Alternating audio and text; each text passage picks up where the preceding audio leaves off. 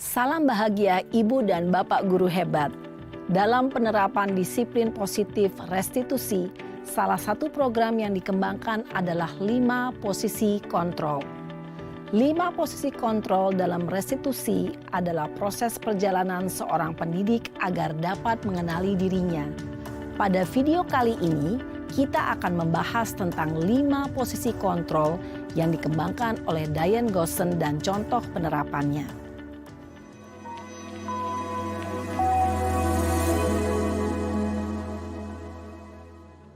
Lima posisi kontrol itu adalah 1. Posisi penghukum. 2. Posisi pembuat merasa bersalah. 3. Posisi teman. 4. Posisi pemantau atau monitor. Dan 5. Posisi manajer. Untuk lebih memahami kelima posisi tersebut, mari kita saksikan kasus Naren yang terlambat hadir 20 menit di sekolah dan melihat bagaimana kelima posisi kontrol dalam menghadapi masalah tersebut.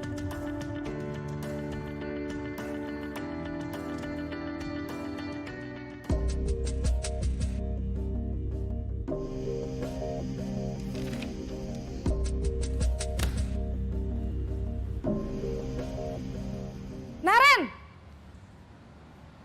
Sini kamu! Selamat pagi, Bu. Selalu terlambat. Kamu deh, pasti terlambat. Maaf, Bu.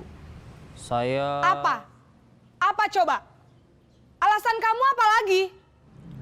Kapan sih kamu tidak terlambat? Malas sekali ya kamu jadi anak. Saya... Dasar pemalas. Gak kapok-kapok sih kamu. Sudah berapa kali terlambat? Sana. Kamu keliling lapangan basket 2 kali. Kenapa saya harus keliling lapangan basket, Bu? Kenapa? Kamu mau lawan ibu? Berani-beraninya jawab. Sudah terlambat, masih berani jawab pula. Sekarang, keliling lapangan basket 5 kali sekalian. Biar kapok. Cepat. Pergi sana ke lapangan basket. Posisi penghukum biasanya berbicara dengan nada tinggi, menghardik, menunjuk-nunjuk, menyakiti, dan menyindir. Hukuman bisa berupa fisik maupun psikis. Ibu dan Bapak guru hebat, dampak yang terjadi pada murid ketika guru berada pada posisi penghukum adalah murid cenderung akan memberontak, bahkan menyimpan dendam.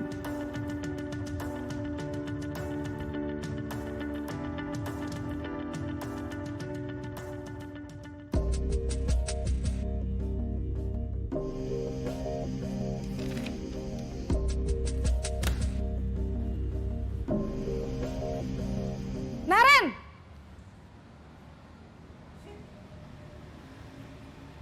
Selamat pagi, Bu. Naren. Kamu kenapa terlambat lagi, nak? Ya Tuhan, Naren. Kamu senang ya bikin ibu susah ya? Kalau kamu terlambat lagi, nanti ibu yang ditegur Bapak Kepala Sekolah, nak. Disangka ibu tidak bisa membina kamu. Duh, gimana ini? Maaf, Bu. Duh, Gusti Naren. Kamu suka ya kalau ibu ditegur Bapak Kepala Sekolah? Terus, sekarang ibu harus tulis apa ini di buku absen? Ini kamu sudah sering terlambat loh. Ibu harus apa coba? Maaf, Bu. Maaf sekali. Ya sudah, lain kali jangan bikin ibu susah lagi ya, nak ya. Ibu tidak akan kuat lagi kalau kamu begini terus. Bisa jantungan kalau ibu ditegur Bapak Kepala Sekolah. Sana cepat ke kelas. Maaf ya, Bu. Maaf sekali. Posisi pembuat rasa bersalah berbicara dengan nada tenang, cenderung lembut. Namun kata-kata yang diutarakan membuat murid merasa menjadi orang yang gagal. Memandang buruk dirinya sendiri, merasa tidak berharga, dan tidak sanggup membahagiakan orang lain. Ketika guru mengambil posisi pembuat rasa bersalah, murid akan menganggap dirinya yang bersalah dan ia akan menyimpan emosi negatif tersebut di dalam dirinya.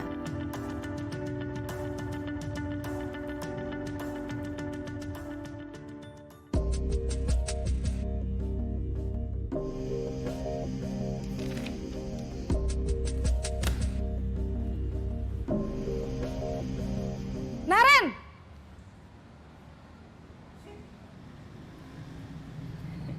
Selamat pagi, Bu.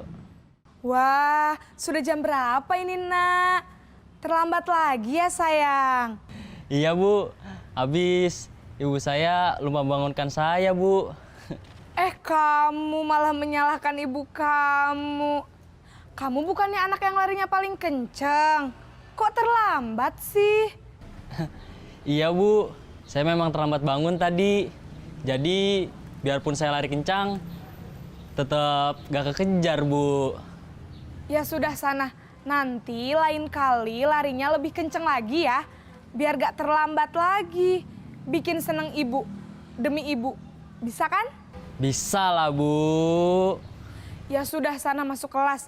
Ibu beresin urusan absen kamu. Kamu ini ada-ada saja. Dalam posisi teman, guru berbicara dengan nada suara ramah, akrab, cenderung bersenda gurau untuk menjaga suasana tetap santai. Murid akan merasa senang, aman, dan akrab dengan guru. Identitas yang tercipta adalah identitas sukses atau berhasil.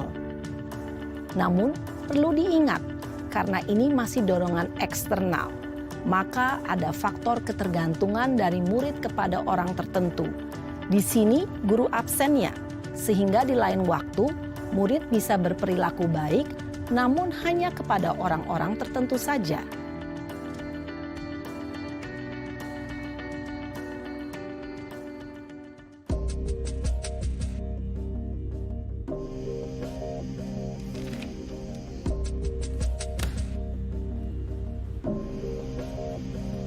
Naren!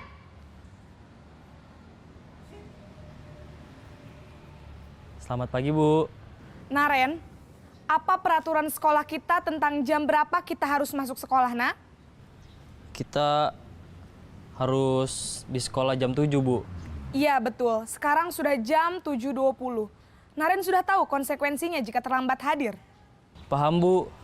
Saya harus tinggal kelas pas jam istirahat selama 20 menit. Iya, benar. Konsekuensinya demikian. Jadi nanti jam 9.30 pas istirahat, kamu harus tinggal di kelas, kerjakan tugas tambahan untuk ketertinggalan kamu, ya? Baik, Bu. Posisi pemantau mengandalkan penghitungan atau data untuk mengontrol murid. Guru mengarahkan murid berdasarkan peraturan dan konsekuensi. Seorang pemantau menunjukkan bahasa tubuh dan ekspresi wajah yang datar dan cenderung formal.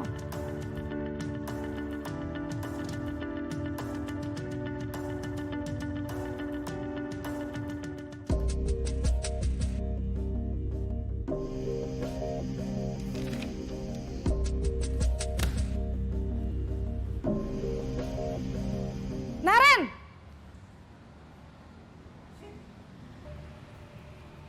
Selamat pagi, Bu. Selamat pagi, Naren. Maaf, Bu. Saya terlambat. Iya, sekolah masuknya jam 7, sekarang sudah jam 7.20. Jadi sekarang bagaimana ini, Naren? Maaf, Bu. Saya lupa setel alarm saya semalam. Baiklah, menurut kamu, keyakinan sekolah yang mana yang perlu kamu tingkatkan? Menghargai diri sendiri dan orang lain mungkin ya, Bu. Setuju. Jadi, apakah Naren meyakini prinsip saling menghormati tersebut? Iya, Bu. Saya meyakininya. Apakah Naren bersedia memperbaiki masalah keterlambatan ini? Bersedia, Bu. Bagaimana kamu akan perbaiki masalah keterlambatan ini? Saya akan coba untuk tidak lupa menyetel alarm saya, Bu. Baik, kalau Naren lupa menyetel alarm di rumah, ada orang yang kira-kira bisa bantu mengingatkan tidak? Ada, Bu. Kakak saya, Kak Ema. Ada lagi selain Kak Ema? Selain Kak Ema, ada ibu saya. Baik, jadi yang mengingatkan Naren adalah Kak Emma dan ibu kamu ya. Kira-kira akan mulai setel alarm kapan nih Naren? Setelah pulang sekolah, akan segera saya lakukan. Baik, jadi Naren akan setel alarm untuk bangun besok pagi dan akan diingatkan oleh kakak dan ibunda Naren ya. Ada lagi yang mungkin perlu dilakukan Naren? Agar tidak terlambat bangun lagi. Tidak ada, Bu. Baik Naren, terima kasih untuk kerjasama kamu. Sekarang kamu perlu kembali ke kelas untuk belajar. Baik, Bu. Terima kasih. Posisi manajer adalah posisi kontrol yang disarankan untuk membimbing murid memiliki sikap disiplin yang positif, yaitu murid yang mandiri, bertanggung jawab, dan dapat memecahkan masalah. Tujuan dari posisi ini adalah agar murid dapat berefleksi atas tindakannya. Guru akan dengan tulus memberikan pertanyaan-pertanyaan bermakna, sehingga membuat murid dapat belajar dari kesalahannya dan mencari sebuah solusi untuk menyelesaikannya. Ibu dan bapak guru hebat, setelah mengamati adegan kelima posisi kontrol tadi, kira-kira posisi mana yang paling ideal? Posisi mana yang dapat menunjang motivasi intrinsik murid? Ya, tentu posisi manajer. Posisi ini memang posisi ideal yang ingin dituju setiap pendidik. Pada posisi inilah, guru dapat menerapkan disiplin positif yang berpihak pada murid, yang memerdekakan murid. Perjalanan seorang pendidik tentunya tidak mudah untuk sampai pada posisi seorang manajer. Namun, tujuan kita pasti, yaitu menciptakan murid-murid yang mandiri, merdeka, dan bertanggung jawab. Semoga penggambaran 5 posisi kontrol yang telah diperlihatkan ini dapat menjadi ajang refleksi bagi kita semua, agar dapat terus mengasah dan menerapkan disiplin positif yang memerdekakan murid. Mari terus berlatih dan bersemangat. Selamat menerapkan. Salam dan bahagia, Ibu dan Bapak Guru hebat.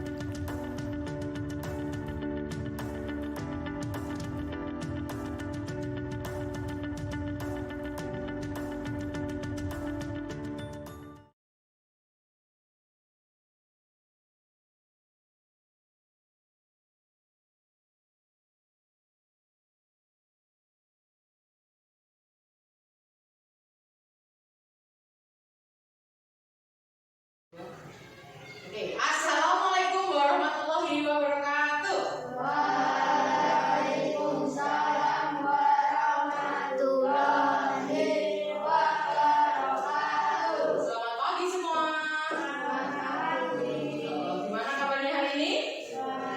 Baik. Alhamdulillah. Nah, untuk kegiatan kita hari ini, yaitu kita membuat apa anak? Kesepakatan kelas. Nah, mari kita buat kesepakatan kelas ini dan ditaati bersama untuk kedisiplinan kelas kita. Oke. Yang pertama, ada yang mau usul? Kesepakatan kelas kita yang pertama apa? Zulfa? Tidak boleh berbicara kotor. Oke, Dina, oke, nomor 1 ya, kita tulis bersama. Tidak boleh Bicara ya, kotor. tidak berbicara kotor. Oke, yang kedua, Sampahku tanggung jawab. oke, sampahku tanggung jawabku. Yang ketiga, jawab. Tiket enggak? Keluar kelas iklan dulu. Oke. Keluar kelas iklan dulu. Terus ada lagi? Laksanakan ini sesuai. Ya, piket. Ada jadwal nggak piket itu? Berarti, oh iya, piket sesuai jadwal. Yang terakhir, 5 saja. Tidak Merusak Iya. Tidak merusak. fasilitas, Tidak merusak.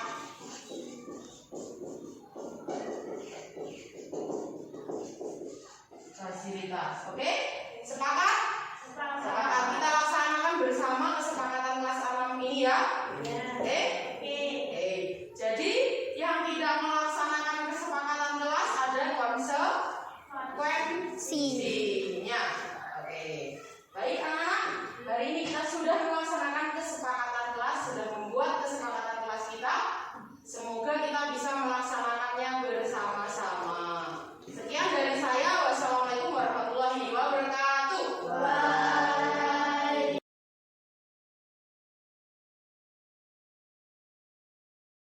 Saya Zulfa. Setelah membahas kesepakatan kelas saya menjadi tertib dan nyaman. Terima kasih. Vina, kamu tahu kenapa ibu panggil ke sini? Tidak, Bu. Vina, ada informasi bahwa kamu merobek buku temanmu ya? Saya tidak bermaksud melakukannya, Tapi kenapa? karena teman saya mengajak orang tua saya. Apakah kamu tahu kamu dalam masalah sekarang? Iya, Bu, saya minta maaf. Baiklah, di sini bukan untuk mencari siapa yang salah. Ibu di sini untuk mencari penyelesaian bersama-sama, berpikir bersama-sama tentang apa yang bisa kita lakukan untuk memperbaiki situasi ini. Kamu pasti melakukan itu dengan tidak sengaja ya? Iya, Bu. Ya, ibu bisa lihat kamu merasa senang melakukannya. Tetapi yang kamu lakukan itu merugikan orang lain, sehingga kamu dalam masalah. Iya, Bu. Sekarang, mari kita bicara tentang keyakinan kelas dan keyakinan sekolah kita. Apa yang kita percaya, yang mana yang belum kamu lakukan? Kita harus menghargai dan menghormati sesama teman. Kamu ingat baik keyakinan kelas dan keyakinan sekolah kita. Kita kembali pada ketika kamu merobek buku teman kamu. Apakah yang kamu lakukan itu sudah menghargai dan menghormati sesama teman? Tidak, Bu. Tapi kamu melakukannya dengan rasa senang. Menurut ibu, ada cara mendapatkan rasa senang tanpa merugikan orang lain. Bagaimana menurut kamu? Iya, Bu. Nah, sekarang mari kita selalu mengindahkan keyakinan kelas kita. Mulai sekarang kamu harus lebih sabar jika diejek oleh temanmu. Baik, Bu. Siap, Vina? Siap. Setelah melakukan praktek segitiga restitusi, saya menjadi paham bagaimana cara menghormati dan menghargai sesama teman. Terima kasih.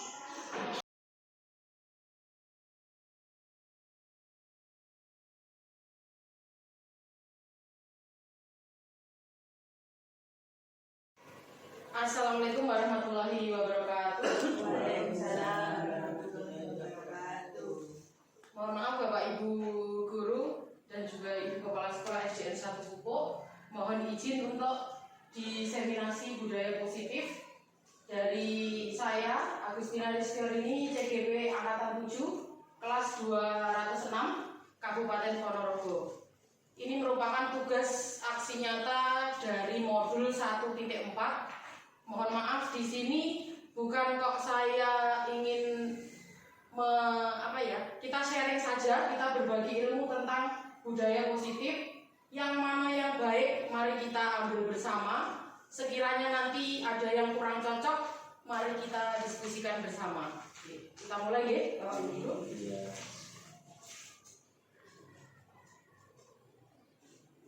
Yang pertama yaitu ini profil tentang sekolah kita, yaitu sekolah kita tercinta SDN Negeri 1 Pupuk yang beralamatkan di Jalan Kartini nomor 23, Dukuh Patram, Desa Pupuk, Kecamatan Bungkal, Kabupaten Ponorogo.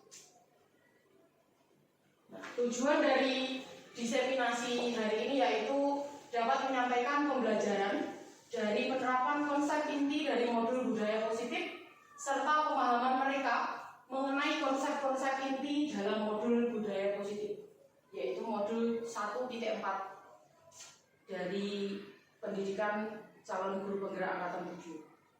Selanjutnya, yang pertama kita akan mengenal materi di modul 4 budaya positif, yaitu tentang 5 kebutuhan dasar manusia Yang pertama yaitu kebutuhan akan bertahan hidup, atau yang kedua cinta dan kasih sayang, yang ketiga kebebasan, yang keempat kesenangan, yang kelima kekuasaan.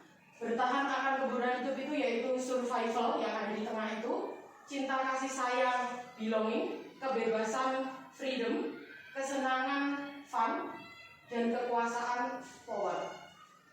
Selanjutnya, pengertian dari kebutuhan bertahan hidup atau survival, kebutuhan yang bersifat fisiologis untuk bertahan hidup, misalnya kesehatan, rumah, dan juga makanan. Selanjutnya, kasih sayang dan rasa diterima, atau bisa kita kenal kebutuhan untuk diterima. Kebutuhan untuk disayangi dan diterima meliputi kebutuhan akan hubungan dan koneksi sosial, kebutuhan untuk memberi dan menerima kasih sayang, kebutuhan untuk merasa menjadi bagian dari suatu kelompok. Termasuk kita di keluarga besar SDN Negeri 1 Pupuk ini, monggo bersama-sama kita saling merasa memberikan kasih sayang dan juga merasa untuk memerlukan kebutuhan untuk diterima. Mengaten nggih Pak Wasis? Yang ketiga yaitu penguasaan atau kebutuhan pengakuan atas kemampuan. Kebutuhan ini berhubungan dengan kekuatan untuk mencapai sesuatu, menjadi kompeten atau menjadi terampil, diakui atas prestasi, keterampilan kita didengarkan dan memiliki rasa harga diri. Jadi kita diakui kemampuannya. Yang keempat, kebebasan atau kebutuhan akan pilihan. Kebutuhan untuk bebas, kebutuhan untuk mandiri, memiliki pilihan, mampu mengendalikan arah hidup seseorang. Jadi yang kita kendalikan itu arahnya, bukan kehidupan seseorang tersebut. Jadi setiap orang pasti punya pilihan akan hidupnya. Yang kelima, kesenangan, yaitu kebutuhan untuk merasa senang. Kebutuhan akan kesenangan adalah kebutuhan untuk mencari kesenangan, bermain dan tertawa. Bayangkan hidup tanpa kenikmatan apapun, betapa sedihnya. Jadi kayak kita, kalau kita nggak bisa tertawa dengan sesama teman di sekolah ini, bagaimana merasa sedihnya? Kata nggih, Pak Wasis? Iya. Sepi. Sepi, hampa. Nah, seperti itu. Yang ketiga, sekarang 3 motivasi dari perilaku manusia itu sendiri. Yang pertama, motivasinya adalah untuk menghindari ketidaknyamanan atau hukuman. Yang kedua, untuk mendapatkan imbalan atau penghargaan dari orang lain. Yang ketiga, untuk menjadi orang yang mereka inginkan atau menghargai diri sendiri dengan nilai-nilai yang mereka percaya. Selanjutnya, 5 posisi kontrol kita semua sebagai seorang guru. Yang pertama yaitu penghukum. Seorang penghukum bisa menggunakan hukuman fisik maupun verbal. Yang kedua, membuat orang merasa bersalah. Pada posisi ini biasanya guru akan bersuara lebih lembut. Yang ketiga, memposisikan diri sebagai seorang teman. Guru pada posisi ini tidak akan menyakiti murid, namun akan berupaya mengontrol murid melalui persuasi atau kita ajak berbicara dari hati ke hati. Yang keempat, monitor atau pemantau. Memonitor berarti mengawasi. Posisi ini biasanya dimiliki oleh seorang kepala sekolah. Yang kelima, manajer. Sebagai posisi terakhir, manajer adalah posisi mentor, di mana guru berbuat sesuatu bersama murid, mempersilahkan murid mempertanggungjawabkan perilakunya, mendukung murid agar dapat menemukan solusi atas permasalahannya sendiri. Nanti kita bahas di belakang tentang posisi kontrol ini. Yang selanjutnya, ini ada contoh dari materi 5 posisi kontrol guru.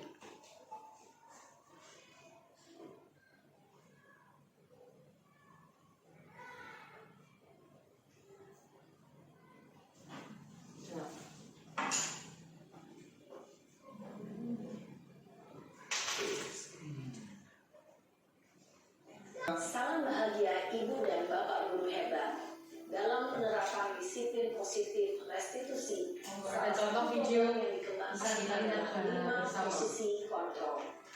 5 posisi kontrol dalam restitusi adalah proses perjalanan seorang pendidik agar dapat mengenali dirinya.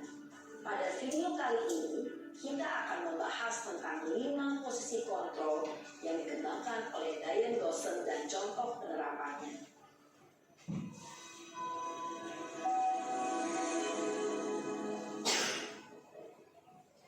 5 posisi kontrol itu adalah 1.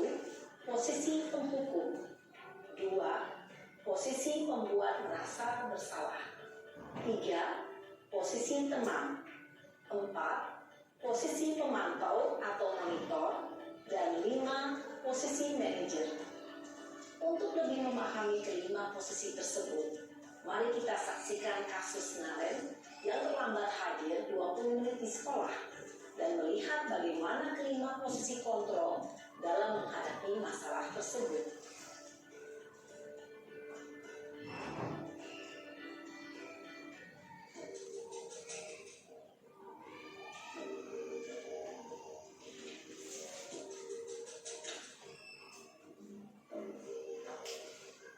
Naren!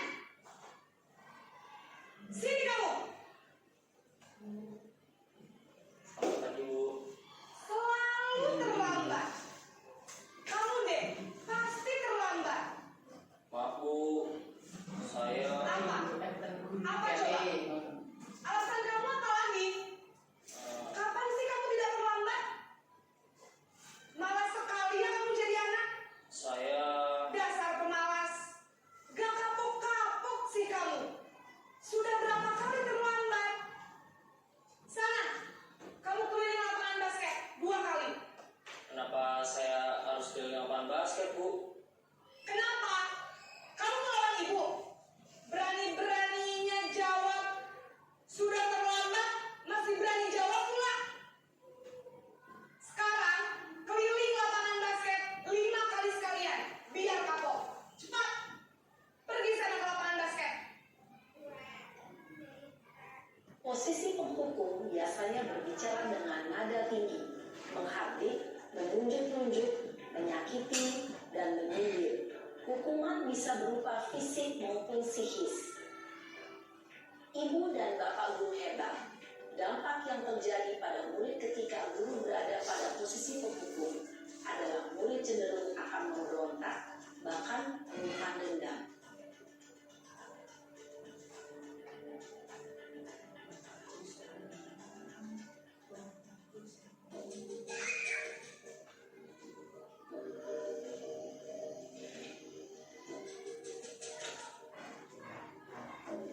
Posisi yang kedua nih. Naren!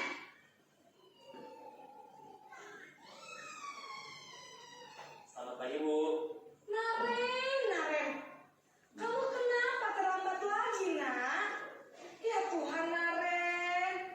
Kamu senang ya bikin ibu susah ya? Kalau kamu terlambat lagi, nanti ibu yang ditegur bapak kepala sekolah, nak. Disangka ibu tidak bisa membina kamu. Duh, gimana ini? Maaf, Bu. Duh, Gusti Naren. Kamu suka ya kalau ibu tegur bapak kepala sekolah? Terus, sekarang ibu harus tulis apa yang di buku absen? Ini kamu sudah sering terlambat loh. Ibu harus apa coba? Maaf, Bu. Maaf sekali. Ya sudah, lain kali jangan bikin ibu susah lagi ya, nak ya. Ibu tidak akan kuat lagi kalau kamu begini terus. Bisa jantungan kalau ibu tegur bapak kepala sekolah. Sana cepat ke kelas. Maaf ya, Bu. Maaf sekali. Posisi pembuat rasa bersalah berbicara dengan nada tenang, cenderung lembut. Namun kata-kata yang diutarakan membuat murid merasa menjadi orang yang gagal, memandang buruk dirinya sendiri, merasa tidak berharga, dan tidak sanggup membahagiakan orang lain. Ketika guru mengambil posisi pembuat rasa bersalah, murid akan menganggap dirinya yang bersalah dan ia akan menyimpan emosi negatif tersebut di dalam dirinya. Posisi yang ketiga.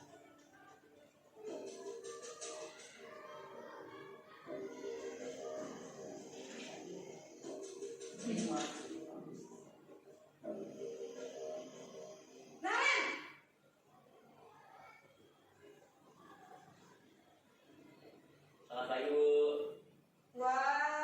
jam berapa ini, Nak?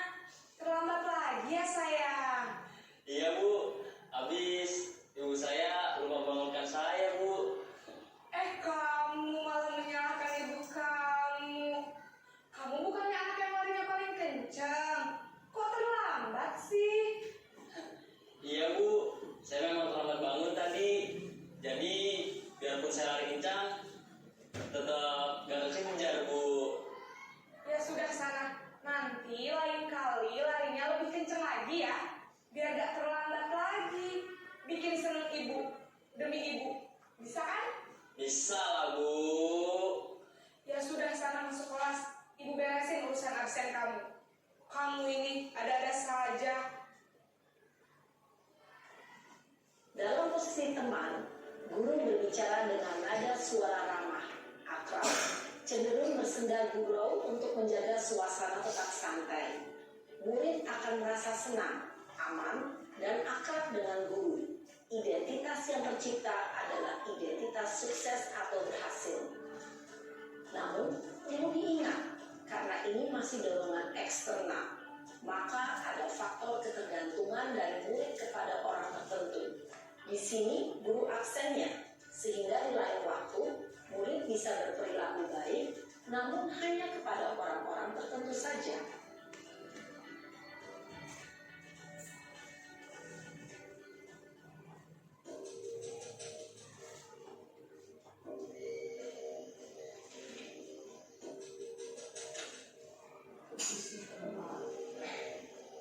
Naren!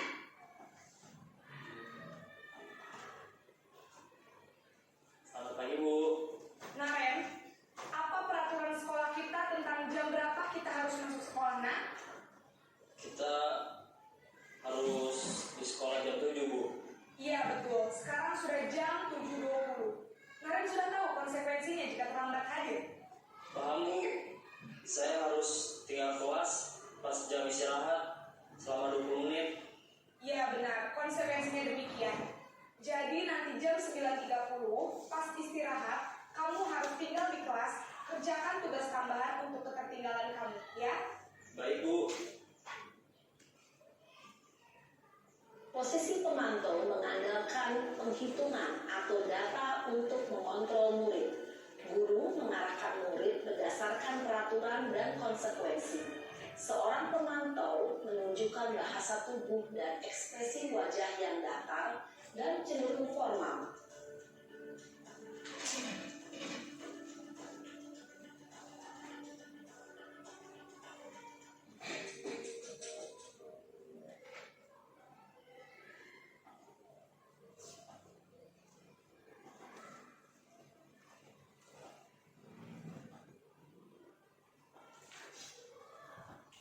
Yuk.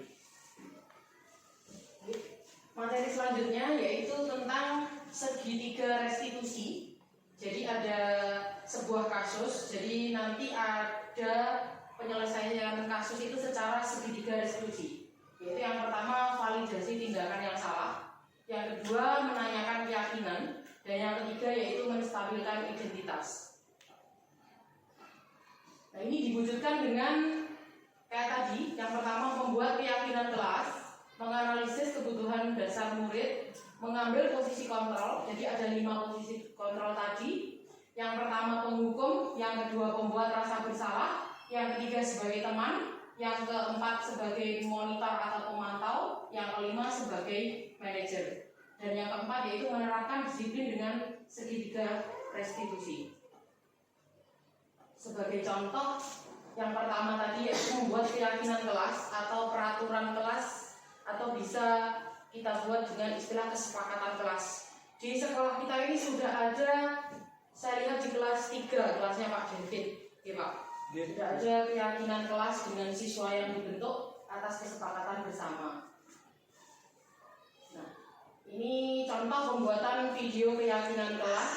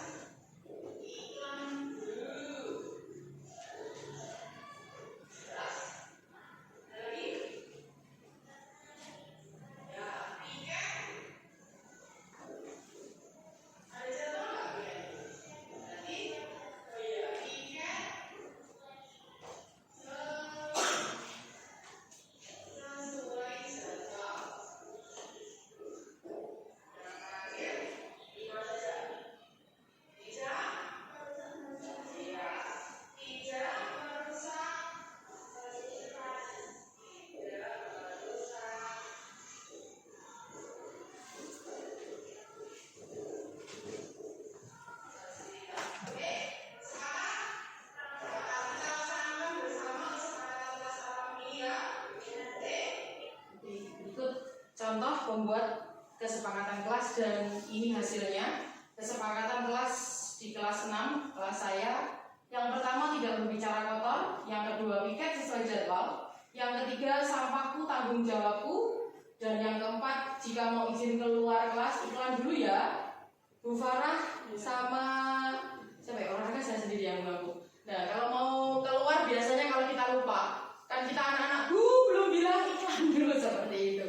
Anak-anak sudah tertanam kesepakatan yang mereka buat dengan kita. Jadi ada konsekuensi apa yang sudah disepakati bersama, itu yang bisa kita namakan kesepakatan kelas atau keyakinan kelas itu sendiri. Dan yang kelima, tidak merusak fasilitas kelas. Jadi di kelas kita semua hampir banyak coretan-coretan tip X seperti itu. Kalau kita tanya, jangan dicoretin, ini sudah peninggalan dari kakak kelas. Sudah peninggalan dari zaman dulu, mesti seperti itu bilangnya.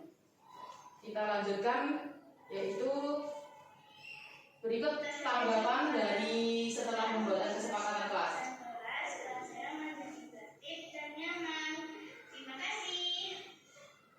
Yaitu perwakilan dari kelas 6 atas nama Zulfa. Saya Zulfa.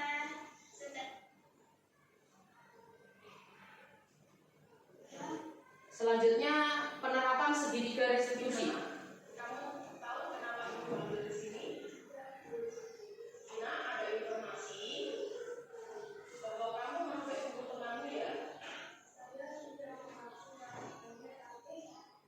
Tapi kenapa?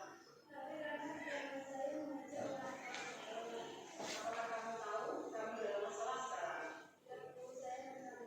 Baiklah, di sini bukan untuk mencari siapa yang salah. Ibu di sini untuk mencari penyelesaian bersama-sama, berpikir bersama-sama tentang apa yang bisa kita lakukan untuk memperbaiki situasi ini. Kamu pasti melakukan itu dengan tidak sengaja ya? Ya, kamu bisa lihat, kamu merasa senang melakukannya. Tetapi yang kamu lakukan itu merugikan orang lain, sehingga kamu dalam masalah. Sekarang, mari kita bicara tentang keyakinan kelas dan keyakinan sekolah kita. Apa yang kita percaya? Yang mana yang perlu kamu lakukan? Kamu ingat baik keyakinan kelas dan keyakinan sekolah kita. Kita kembali pada ketika kamu memperbaiki kehidupan kamu. Apakah yang kamu lakukan itu sudah menghargai dan menghormati sesama teman? Tapi kamu melakukannya dengan rasa senang. Menurut Ibu, ada cara mendapatkan rasa senang tanpa merugikan orang lain. Bagaimana menurut kamu? Nah, sekarang mari kita selalu mengingatkan keyakinan kelas kita. Mulai sekarang kamu harus lebih sabar jika diejek oleh temanmu. Siap, Vina?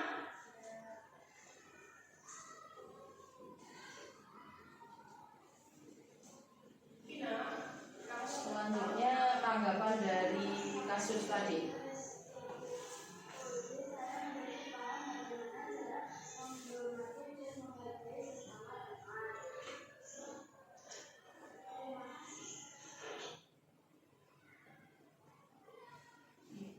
Ini berikut refleksi atau rencana perbaikan. Diharapkan setelah menerapkan segitiga restitusi dalam setiap permasalahan yang kita hadapi bersama di sekolah ini, mampu merefleksi masalah, mampu menemukan solusi untuk menyelesaikan masalah sesuai dengan keyakinan kelas yang telah disepakati bersama. Sebagai seorang guru, kita semua diharapkan mampu mendampingi dan menuntun siswanya untuk menjalankan segitiga restitusi dan juga mampu memposisikan diri sebagai seorang manajer. Nah, jadi dari contoh kasus yang saya angkat tadi, yaitu siswa bernama Vina. Bernama Vina itu diejek oleh temannya yang bernama Novita. Dia diejek dengan nama-nama ayahnya, misalnya Pak Ijo, seperti itu. Nah, Vinanya marah. Bukunya Novita ini dirobek sama Vina.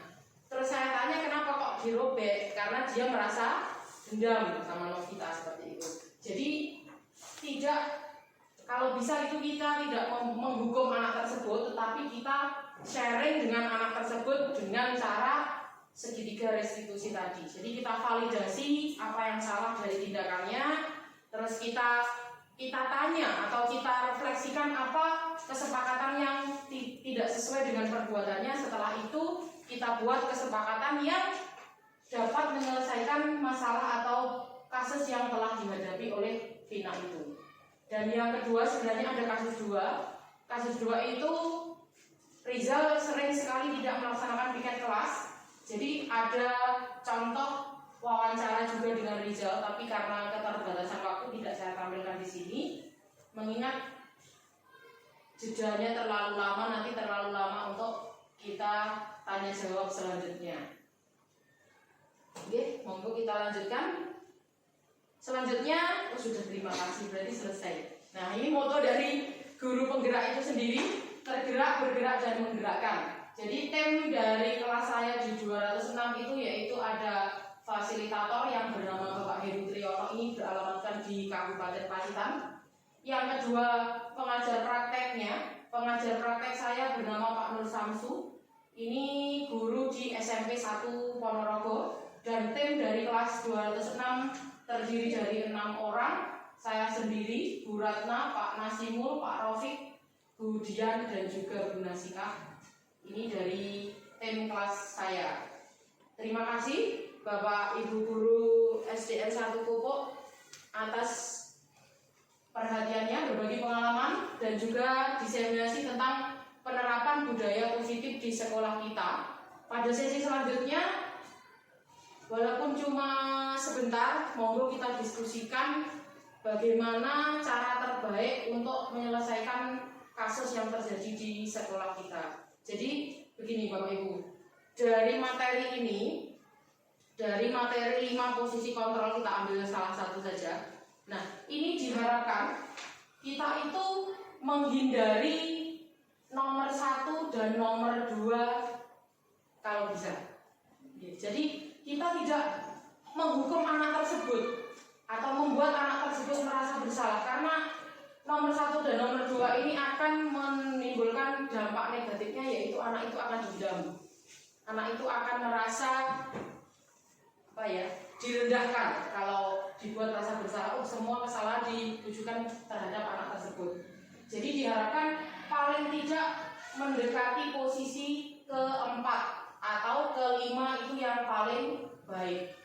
Tetapi kan kita tahu sendiri kondisi serta karakter dari peserta didik kita atau murid-murid kita itu terkadang ada lektor diomongi pilih salahnya seperti apa, betul-betul kalau tidak dikasih konsekuensi. Jadi monggo kalau bisa sesuai dengan kasus yang terjadi di sekolah kita, kalau bisa kita memposisikan diri di nomor 4 ataupun nomor 5. Jadi dihindari hukuman. Dihindari hukuman. Kalau posisi teman, terkadang anak itu ribet Pak Wasis, kurang apa Pak? Kurang ribet? Posisi teman artinya memposisikan kita itu sebagai teman mereka kalau dia bersalah gitu loh Pak. Nah, berarti anak-anak tersebut kalau kita posisikan sebagai teman itu terkadang anak itu ngelunjak. Terkadang alah guruku akrab karo aku seperti itu. Guruku sudah plek, guruku sudah, terkadang rasa sungkannya itu tidak ada kalau kita posisikan sopan santunnya kurang, dan juga kontrolnya diri anak itu sendiri.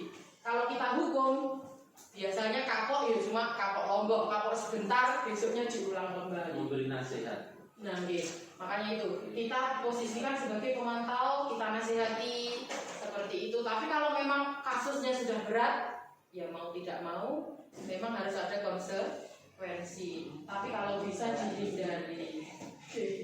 Sampai dikawani kita sakit, tapi betul sakit gak pripun. Karena memang berbagai macam karakter dari siswa kita. Jadi manajer ini posisi puncak atau posisi yang sangat diharapkan dari materi budaya positif ini, tetapi memang sangat sulit sebenarnya karena kita telah menghadapi pandemi 2 tahun dan anak di 2 tahun terakhir ini sangat berbeda dengan anak sebelum pandemi. Jadi rasa percaya diri anak, rasa kebebasan anak itu lebih besar di masa pandemi. Setelah penyesuaian atau adaptasi dengan kondisi baru, anak-anak itu punya karakter yang berbeda dengan karakter yang baru mereka, dengan kebiasaan sehari-hari hanya bermain HP. Di kelas 1 pribon belum anak-anak baru itu masuk pertama dengan kelas 1 yang 2 tahun yang lalu. Berbeda dong, berbeda juga seperti itu. Di kelas 2 Becky berbeda juga. Di kelas 3 Pak Dedet Sama berbeda. nah, yang berbeda juga, karakternya berbeda. Pak Wasis pribon di kelas 4 Pak. Yang ada perbedaan itu karena pengaruh termasuk perkembangan teknologi, termasuk HP, termasuk perjalanan selama ini kan waktu COVID kan diberi tugas di rumah, jadi itu sangat pengaruh sekali pada masuk efektif saat ini. Iya, sangat pengaruh sekali. Terlebih kalau kita itu tidak memberikan materi semacam tugas, terus PR dan sebagainya, itu malah lebih lagi. Maka dari itu yang jelas kita harus proaktif dalam arti meskipun dalam waktu di luar sekolah harus ada pantauan semacam itu. Jadi kewaspadaan anak ekstra. Oke, bisa diambil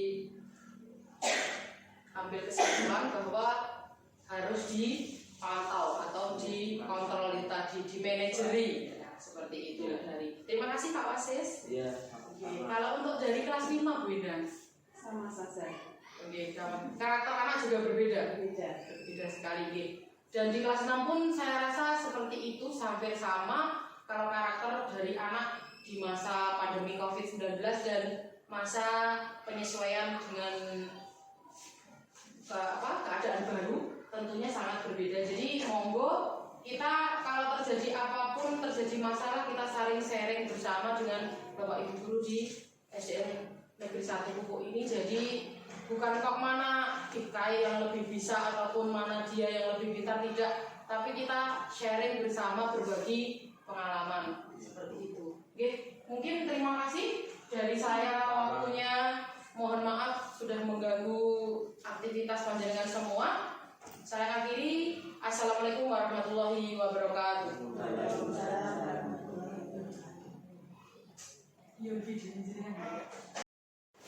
Assalamualaikum warahmatullahi wabarakatuh. Waalaikumsalam warahmatullahi wabarakatuh. Terima kasih kepada Ibu Riris yang telah melaksanakan tugas aksi nyata sebagai guru penggerak dengan melaksanakan diseminasi di SDN 1 Pupuk dengan lancar. Semoga saya sebagai kepala sekolah mampu menjadi seorang manajer di sekolah ini. Wassalamualaikum warahmatullahi wabarakatuh. Waalaikumsalam warahmatullahi wabarakatuh. Assalamualaikum warahmatullahi wabarakatuh. Alhamdulillahirrahmanirrahim. Yang jelas Bu Riris, terima kasih banyak atas peran serta keaktifannya mengikuti guru penggerak. Mudah-mudahan sekolah kita SDN 1 Pupuk dengan adanya guru penggerak dari Bu Riris mendapat dan menambah kualitas mutu pendidikan serta selalu eksis untuk masa yang akan datang. Terima kasih Bu Riris, sekali lagi mohon maaf saya sebagai guru kelas 4 dan Bapak Ibu guru yang lain selalu mendukung, selalu memotivasi penjenengan, semoga mendapatkan kesuksesan sesuai harapan penjenengan. Terima kasih Bu Riris. Sekian, mohon maaf. Assalamualaikum warahmatullahi wabarakatuh.